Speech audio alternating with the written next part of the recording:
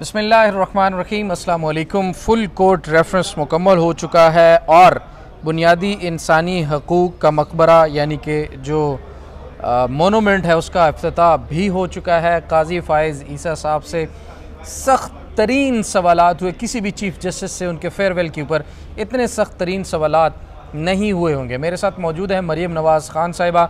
उनकी तरफ जाने से पहले कुछ दो तीन चीज़ें आपके सामने ज़रूर रख दूं। आज फुल कोर्ट रेफरेंस के अंदर चीफ़ जस्टिस काजी फ़ाइज़ ईसा, जो कि कल से चीफ़ जस्टिस नहीं रहेंगे, उन्होंने एक तकरीर की। एक तकरीर जस्टिस याहिया अफरीदी, जो कल से चीफ़ जस्टिस होंगे, एक तकरीर उन्होंने की। Shahzad Shaukat supreme court bar association सदर हैं, उन्होंने एक तकरीर की और अटॉर्नी जनरल वगैरह तमाम लोगों ने अपनी अपनी तकारीर की। किसकी तकरीर अच्छी थी, किसने क्या इशारा दिया, सबसे पहले हम मरियम नवाज़ से ये जानेंगे और उसके बाद वो अहम तरीन ख़त, जिस ख़त ने सुप्रीम कोर्ट और सुप्रीम कोर्ट में होने वाले फुल कोर्ट रेफरेंस से तमाम तर तवज्जो हटा दी और मीडिया के ऊपर फुल कोर्ट रेफरेंस और काजी फ़ाइज़ ईसा की रिटायरमेंट से ज़्यादा मंसूर अली शाह साहब का वो ख़त जो है वो घूमता रहा और अभी तक उसी के ऊपर बातें हो रही हैं। इस तरफ आने से पहले बात करेंगे कि आज चीफ़ जस्टिस जिनका आखिरी दिन है वो रिटायर्ड हो रहे हैं, उनकी भी एक तकरीर थी और एक तकरीर आने सामने से वकला गुजरे हैं, तो डेट्स व्हाई जी अगर कोई डिस्ट्रैक्शन वो पहले पीछे नजर आ रहे हैं और देखा होगा वो हर कोई गुजरते साथ साथ नाम दुआ कर रहा है तो अच्छा वो ये भी देख रहे होंगे कि भाई अभी ये हमारे बारे में पता नहीं क्या कुछ कहेंगे। नहीं, इनमें से तो ये फारूक नायक साहब, हसन रजा पाशा गुजरे हैं, दे ऑल नो हम इनके बारे में क्या कहते हैं वो समझ के गुजरे हैं। बहरहाल तो मरियम, एक तो मुझे ये बताइएगा कि काजी फ़ाइज़ ईसा साहब ने तो अपना शजरा नसब आज खोल के बैठ गए, जैसे मेरे दादा, मेरी दादी, मेरी बेगम, मेरी बेटी, मेरे नवासे, मेरा दामाद, मेरा वालिद, मेरे चचा, वो सारा मेरी वालदा। आप उनकी वालदा को कैसे भूल सकते? अच्छा, मैं माजरत के साथ मुझे नहीं भूलना चाहिए था। बहरहाल कितने भी रिश्तेदार थे उन सब की तारीफ़ें उन्होंने फुल कोर्ट रेफरेंस में की। बनती थी। शायद वही लोग हैं जिनकी तारीफ़ें और जिनकी वजह से वो इस मनसब पर थे, बाकी तो कोई तारीफ़ करने के। देखिए ना कितने मैं इस उनके फुल कोर्ट रेफरेंस को ना कमर एक लाइन में देखती हूँ, बहुत खूबसूरती से अपने शजर नसब के साथ वो आज रुखसत हो गए। और उन्होंने नहीं कहा कि उन्होंने बुनियादी इंसानी हकूक़ के लिए क्या किया, ना उनके साथ बैठे जस्टिस याहिया अफरीदी ने कहा। और सारी वो पर्सनल जैसे किसी के होता ना कि एक फैमिली फेयरवेल हो रही होती है, कोई शख्स जा रहा है। अफरीदी साहब ने भी उनके नवासियों तक की तारीफ की और बल्कि शायद उनके किसी एक पेट का नाम भी ले दिया उन्होंने। बिल्कुल, एक पूडल उनका, उसका भी जिक्र आया। यानी जजेस के आप कह सकते हैं कि पालतू जो रखे हुए जानवर हैं, कुत्ते डॉग पालतू, बिल्कुल लिया गया, उनका भी आज जिक्र आया। और इस किस्म का ये रेफरेंस था क्योंकि वजह थी ना कमर, मैं ये समझती हूँ कि जस्टिस याहिया अफरीदी ने, आप इसको मामला फहमी कह सकते हैं, क्योंकि कोई भी आने वाला चीफ जस्टिस ये नहीं चाहता कि जाने वाले के लिए इतनी बुरी मिसाल कायम की जाए कि कल को लोग उस चीज़ को याद रखें और डिवाइड से अपना दौर शुरू किया जाए। तो एक अच्छे जस्टिस के तौर पर उन्होंने ये पूरे का पूरा जो आज का मामला था इसको टेकअप किया। और फिर जस्टिस याहिया अफरीदी ने बाकायदा चीफ जस्टिस काजी फ़ाइज़ ईसा के अपना जो मिजाज है उसको एक्सप्लेन किया। और जब वो बात करने लगे तो अगर आप मौजूद थे तो जस्टिस याहिया अफरीदी जब बोल रहे थे, देखा होगा नाज़रीन ने लाइव, लेकिन उस दौरान कमरा अदालत में जो कमरा अदालत नंबर 1 है उसमें कह के चल रहे थे, क्योंकि जस्टिस याहिया अफरीदी बाकायदा सबके ही जज्बात की तर्जुमानी कर रहे थे। जस्टिस याहिया अफरीदी ने जब ये कहा ना कि चीफ जस्टिस काजी फ़ाइज़ ईसा बड़े केयरिंग हैं, बड़े लविंग हैं, बहुत सारे लोगों को सुनकर शायद ये ताजुब हो, उनको स्ट्रेंज लगे, लेकिन चीफ जस्टिस काजी फ़ाइज़ ईसा की एक अच्छी साइड है और फिर एक उनकी वो साइड है कि जैसे आप किसी रीच को छेड़ दो और फिर आपको खुदा बचा सकता और कोई नहीं बचा सकता। और फिर बाद में चीफ जस्टिस काजी फ़ाइज़ ईसा अपने लिए उस टाइटल को लेकर चले, अपने स्टाफ का शुक्रिया किया तो कहा कि आपने रीच को बर्दाश्त किया और बाकायदा खुद को एक खूनख्वार जानवर माना। आज ये भी बड़ी बात। अब चूंकि ये अदालत के अंदर लफ्ज़ डिस्कस हो गया रीच का, तो अब अगर पार्लिमानी जैसे होता है ना वैसे ही अदालती लफ्ज़ हो चुका है, तो फिर पूरी कौम ने रीच को बर्दाश्त किया, सिर्फ अमले ने ही नहीं, तो पूरी कौम ने पूरी कौम ने, अमले ने सिर्फ बर्दाश्त किया है, शायद अमले ने उनको वो होता है ना, आप पाल के रखते हो, आप ख्याल से रखते हो, पूरी कौम ने वो रखा, पूरी अमले ने वो रखा, लेकिन पूरी कौम ने तो कमर उस रीच का शिकार भी हुए। मैं वही कहना चाह रहा था, तो आपने कह दिया तो कि उस रीच से पंगा जो है वो एक जमात ने, अब हम इस तरफ भी बात कर सकते हैं क्योंकि वो एक रेफरेंस बनता है कि काजी साहब के ख़िलाफ़ रेफरेंस तहरीक इंसाफ का आया, तो उसके बाद फिर आज जस्टिस याहिया अफरीदी ने जो रीच का लफ्ज़ इस्तेमाल किया, तो फिर काजी साहब ने जितना हो सका फिर तहरीक इंसाफ को रीच बनकर दिखाया भी सही, वो एक प्रैक्टिकली हमें नज़र आता रहा। बहरहाल ऑन अ लाइटर नोट ये बातें हो रही थी, तो हमने सोचा चलो ये भी आपसे जिक्र हो जाए। कमर, यहाँ पर एक चीज़ और भी देखना ज़रूरी है। मैंने जाते हुए अब तक मुझे लगता है 4 चीफ जस्टिस देखे हैं जी, और मैंने किसी चीफ जस्टिस को इस तरह से आप कह सकते हैं कि परेशान, इतना डाउन नहीं देखा। मतलब जस्टिस बंदयाल जब जा रहे थे तो एक मौके पर वो आप दीदा भी हो गए थे। होता है कि आप जब बहुत अटैच होते हो, आप वहाँ पे लोगों के साथ बहुत मामला फहमी से रहते हो, और वो हमसे बात उन्होंने तो एंड टाइम पर मीडिया से इजहार करते हुए भी ये किया। लेकिन चीफ जस्टिस काजी फैज़ ईसा बहुत डाउन थे, बहुत डाउन थे। उनकी बॉडी लैंग्वेज, वो शटर्ड बिल्कुल इंसान की बॉडी लैंग्वेज थी, बिल्कुल लो थे। और उसकी वजह सामने आई ना रेफरेंस के दौरान। देखिए रेफरेंस के दौरान जस्टिस मंसूर अली शाह का खत की तरफ आने से पहले एक और चीज़ बड़ी अहम है। आज जाने वाले चीफ जस्टिस की भी तकरीर थी और आने वाले चीफ जस्टिस की भी तकरीर थी, दोनों में आपको क्या अंसर नज़र आया? काजी साहब ने अपने कुछ चीज़ें बयान की और ये भी कहा कि जब मैं चीफ जस्टिस बलूचिस्तान था तो उस वक़्त मैंने बहुत सारे काम किए जिन्हें बाद में साबित हुआ कि वो अच्छे काम थे, तो उनके पीछे मेरी बीवी, उन्होंने उनकी तारीफ़ें भी काफ़ी की। उन्होंने कहा मेरे बहुत से इकदामात जो आपको लगता है कि मैं कर रहा हूं, उनके पीछे मेरी अहलिया होती थी। मैं ये समझने से कासिर हूँ कि एक जज के पीछे क्या उनकी अहलिया का माइंड हो सकता है? मतलब ये कितना एक जज के लिए ताकतवर। देखिए वैसे तो यूँ तो कहा जाता है ना कि हर कामयाब औरत के पीछे एक मर्द का हाथ होता है, उसी तरह से एक हर कामयाब मर्द के पीछे भी एक सपोर्टिव औरत का किरदार होता है। मे बी वो उस किरदार का कह रहे हो, लेकिन हम सबको पता है कि उनकी अहलिया को लेकर के बहुत कुछ पिछले एक अरसे में कहा गया। मैं बहुत ज़्यादा नई डिटेल में जाना चाहती पोजीशन टू, लेकिन मैं वहाँ तक नहीं जाना चाहती। लेकिन आज उन्होंने एतराफ़ किया, उस एतराफ़ को जिस भी तरीके से देखना है, मेरा ख्याल है हमें उससे ज़्यादा बात करने के बजाय अब चीफ जस्टिस काजी फैज़ ईसा माजी हो चुके हैं, तो बिल्कुल अब उनको पीछे रख देते हैं। बात करते हैं जस्टिस याहिया अफरीदी की तकरीर पे।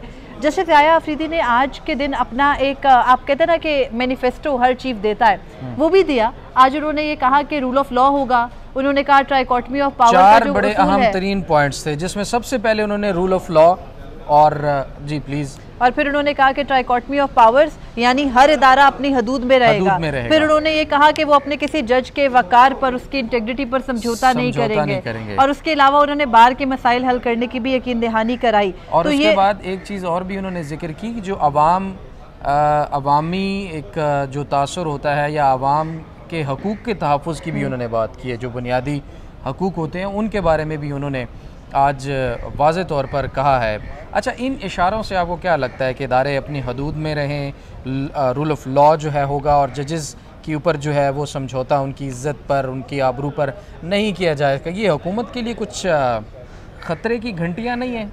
देखिए मुझे ये लगता है कि जस्टिस याहिया अफरीदी ने बड़े लाइटर मोड में, बड़े आराम से और बहुत हल्के अल्फाज में ये समझाया है हुकूमत को कि शायद जो आप करना चाह रहे हैं वो उस तरीके से नहीं मुमकिन हो पाएगा। उन्होंने बड़ा, उस वक्त वो संजीदा भी लग रहे थे और संजीदगी से उन्होंने ये कहा कि मैं ये कह रहा हूँ कि ये होगा आपसे। लेकिन एक बहुत बड़ा मसला कमर ये भी है कि बहुत कुछ कहा जाता है तकरीरों में, बहुत कुछ किया जाता है। जस्टिस याहिया अफरीदी के लिए बहुत ज़्यादा चैलेंजेस हैं और उन सारे चैलेंजेस को लेकर उन्होंने चलना है। अभी तो उन्होंने 26वीं आईनी तरमीम को समझना है, फिर उन्होंने अपनी इन हाउस, हमने देखा जस्टिस मंसूर अली शाह का खत आया, सबसे बड़ा फुल कोर्ट का उनके सामने मुतालबा जज का सुप्रीम कोर्ट बार ने भी आज उनके सामने मुतालबा रखा। शहजाद शौकत साहब ने ये कहकर कि आप सारे जजेस मिल बैठिए और मिल बैठकर अपने मसाइल का हल कीजिए, ये रिक्वेस्ट की उनसे, ताकि जो इंसाफ की फराहमी है उसमें वो कोई बेहतर किरदार अदा कर सके। तो मुझे लगता है कि इस वक्त सेनेटी तभी प्रिवेल होगी जब ये मिलकर बैठेंगे और किया जाए, कंसेंसस डेवलप होगा तमाम लोगों का, और एक डायरेक्शन के अंदर तमाम लोग मिलकर जब काम करेंगे।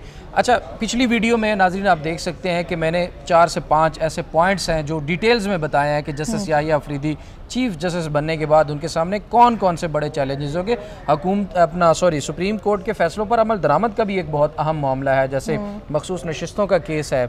उसके बाद प्रैक्टिस एंड प्रोसीजर एक्ट में तरमीमी ऑर्डीनेंस आया, उसके बाद तब्दील होने वाली कमेटी, फिर फुल कोर्ट का जो मुतालबा है वो मामला है, और बहुत सारे इंतज़ामी मामलात जो हैं अब आगे जाकर उसमें तब्दीलियाँ हमें देखने को मिल सकती हैं। बहरहाल अब आते हैं आखिर पर जस्टिस मंसूर अली शाह साहब ने बड़ी एंट्री मारी, हालांकि वो ख़ुद मौजूद नहीं थे, लेकिन उनकी एक गायबाना तकरीर कह सकते हैं कि वो मंजर आम पर आई, और उस तकरीर के अंदर बड़े ही सख्त अल्फाज इस्तेमाल किए गए और काजी फ़ाइज़ ईसा साहब को मुखातिब करके और उनके हवाले से जो चीज़ें कही गई हैं वो बड़ी परेशान कुन है। जो मिस हो जाए वो आप शेयर कर दीजिएगा, कुछ जो मुझे अभी आ रही हैं, क्योंकि आपके पास मोबाइल में तमाम तर डिटेल्स मौजूद हैं। अच्छा, सबसे पहले तो जस्टिस मंसूर अली शाह ने कहा कि जो मैं ये ख़त लिख रहा हूँ, आज उन्होंने नया ख़त लिखा और कहा कि इस ख़त को फुल कोर्ट का हिस्सा बना दिया जाए, फुल कोर्ट का हिस्सा बना दिया जाए। फिर उन्होंने ये कहा कि ख़त के अंदर जो मैं चीज़ें लिख रहा हूँ मैं होशो हवास में लिख रहा हूँ, और अपने होशो हवास को सामने रखते हुए मैं जो है इस नतीजे पर पहुंचा हूं कि मैं इस रेफरेंस का हिस्सा नहीं बन सकता। फिर उस रेफरेंस का हिस्सा ना बनने की वजूहात भी उन्होंने सामने रखी, और उस ख़त के अंदर मौजूद डिटेल्स जो हैं वो मरियम भी आपके साथ शेयर करेंगी। लेकिन उन्होंने कहा कि काजी फ़ाइज़ ईसा साहब ने मुदाखलत को रोकने के लिए कोई इक़दामात नहीं किए, बल्कि ऐसे इक़दामात किए, वो बेहिस का लफ्ज़ भी इस्तेमाल किया, बेइख्तियार का लफ्ज़ भी इस्तेमाल किया, डिठाई का भी शायद लफ्ज़ इस्तेमाल किया, अदालत का लफ्ज़ भी इस्तेमाल किया। आप सख्त तरीन अल्फाज में शायद बाद में आना चाह रहे हैं। जस्टिस मंसूर अली शाह ने वो सब कुछ लिख दिया जो उन्होंने महसूस किया। जस्टिस मंसूर अली शाह ने अपने ख़त में ये लिखा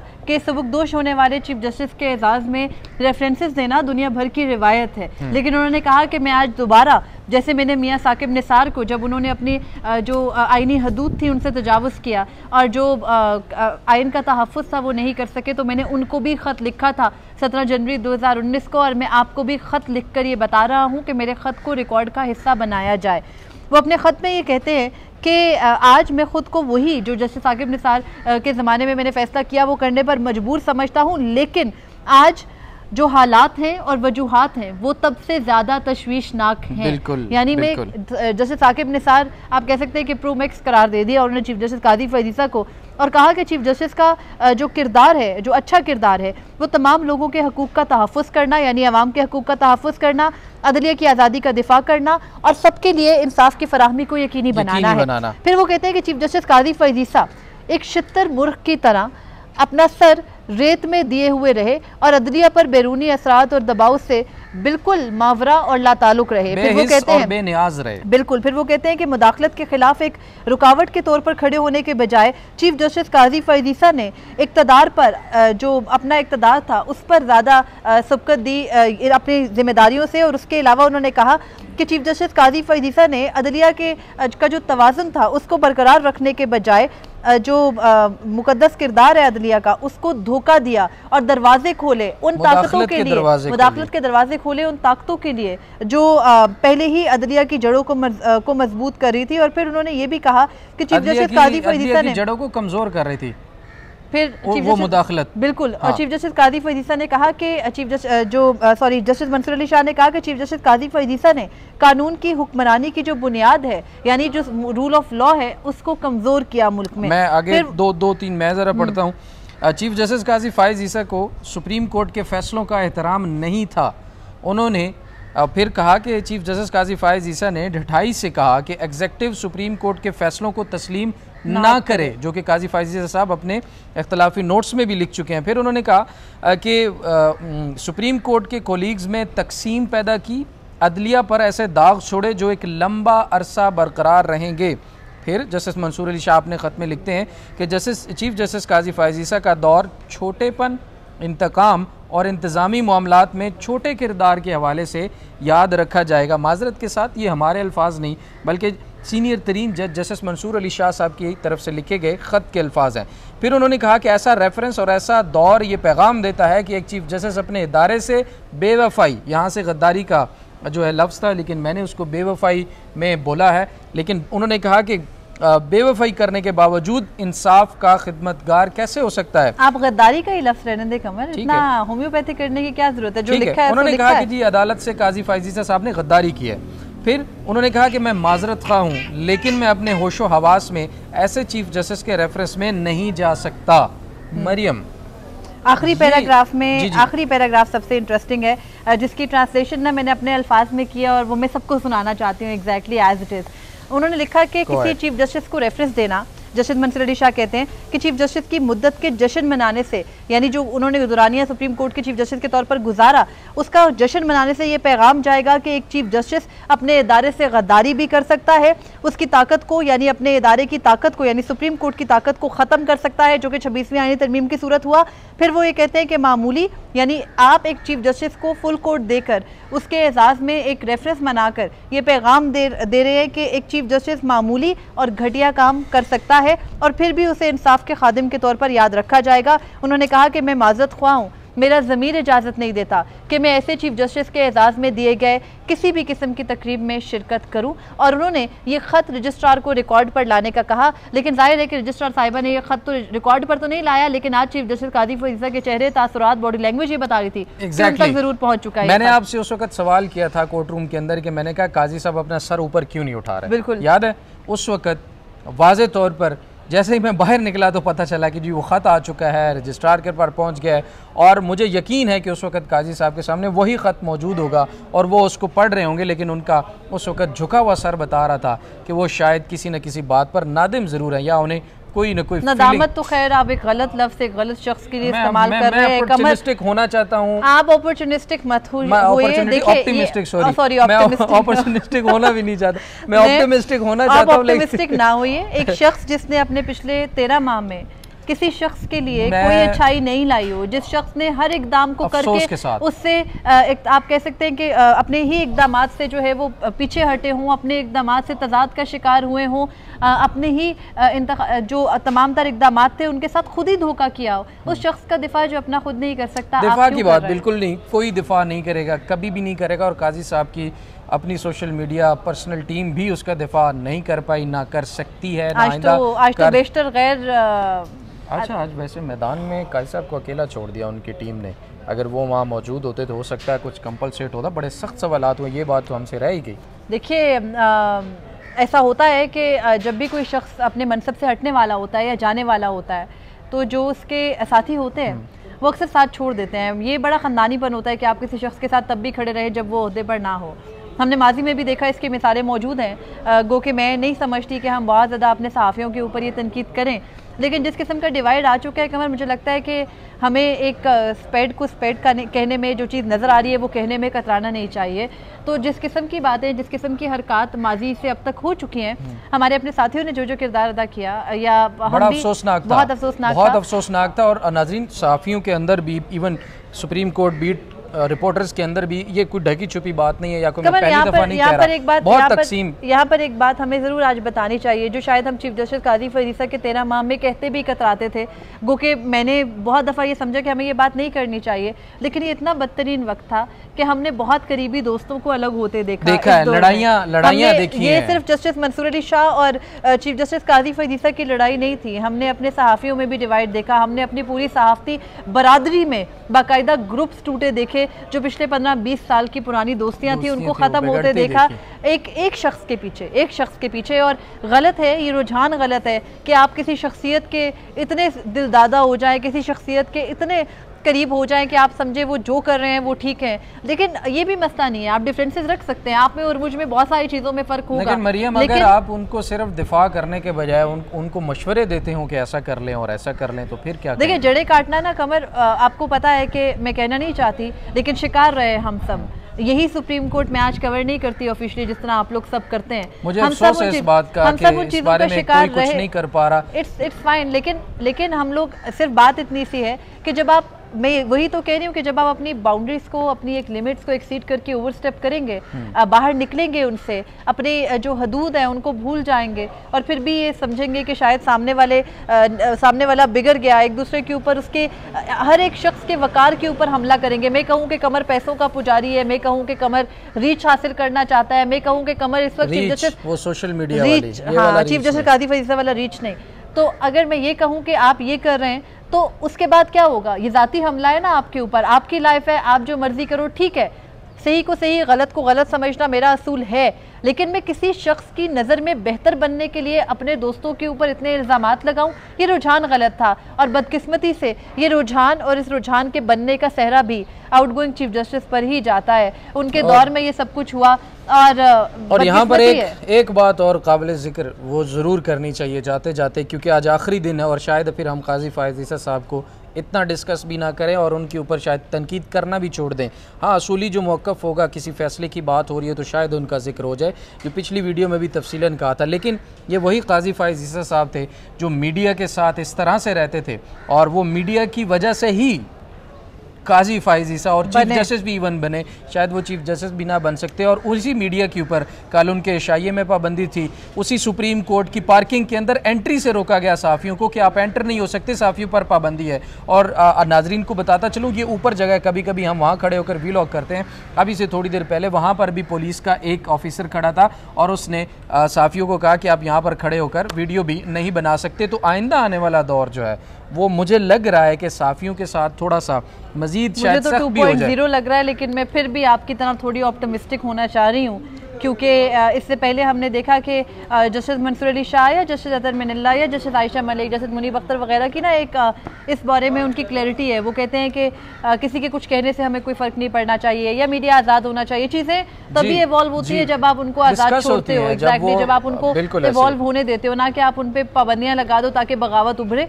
तो ये स्टैंड था। लेकिन मौजूदा चीफ जस्टिस जो कल से चीफ जस्टिस का मनसब संभालेंगे, उनके बारे में ये बात भी अनप्रिडिक्टेबल है। ये कहा जाता है वो 3310 फ़ोन यूज़ करते हैं, आज तक वो टेक्नोलॉजी से काफ़ी दूर हैं। ठीक है, एक जज को ऐसा होना चाहिए, लेकिन टेक्नोलॉजी से दूर होते हुए इसे नफरत नहीं करनी चाहिए।